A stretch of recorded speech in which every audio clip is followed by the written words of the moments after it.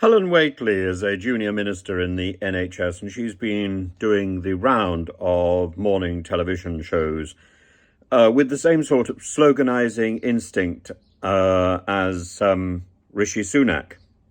This nonsensical approach to interviews makes a nonsense of the whole process. Ministers, junior ministers, might just as well not bother getting up to do this round of interviews. If this is the way that they behave, where they stonewall the interviewer and simply come out with the same phrase again and again, I will not preempt. Now, an independent pay review body has apparently recommended that the government meets a 6 or 6.5% increase for NHS staff, for teachers and so on.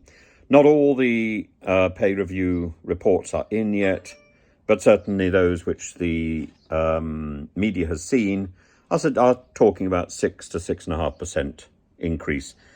And the rumour is that the government has decided not even to meet that.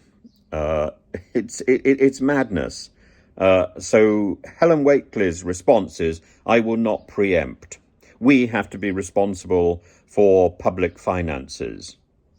But earlier, she and her fellow ministers in the NHS and in teaching had said that they would abide by the independent pay review body. Let's not anticipate what they're going to say. Now they're saying let's not preempt what they are going to publish, and we may not necessarily do what they say. That's the rumour.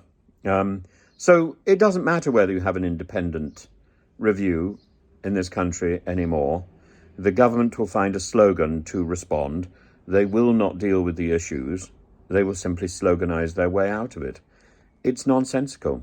A slogan is there for an election or for a referendum campaign. It may be predicated on something true or on something false. In the end, people vote or don't vote for their slogan, and then they're disappointed.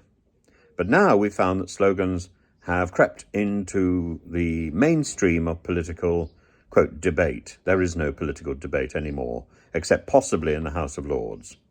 That's why, frankly, I think the House of Lords should be saved, because if the House of Lords is equally elected by people intent on slogans, we'll see slogans creeping in there. We'll see the absence of political debate there as well. Political debate doesn't happen in the House of Commons.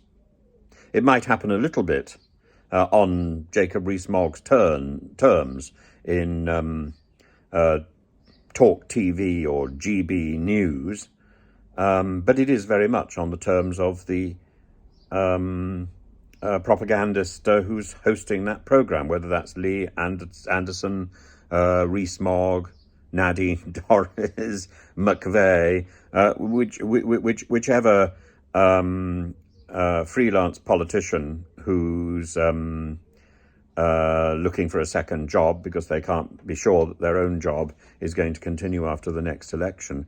The problem is sloganising, and Helen Whately is simply exposed because she does it very badly.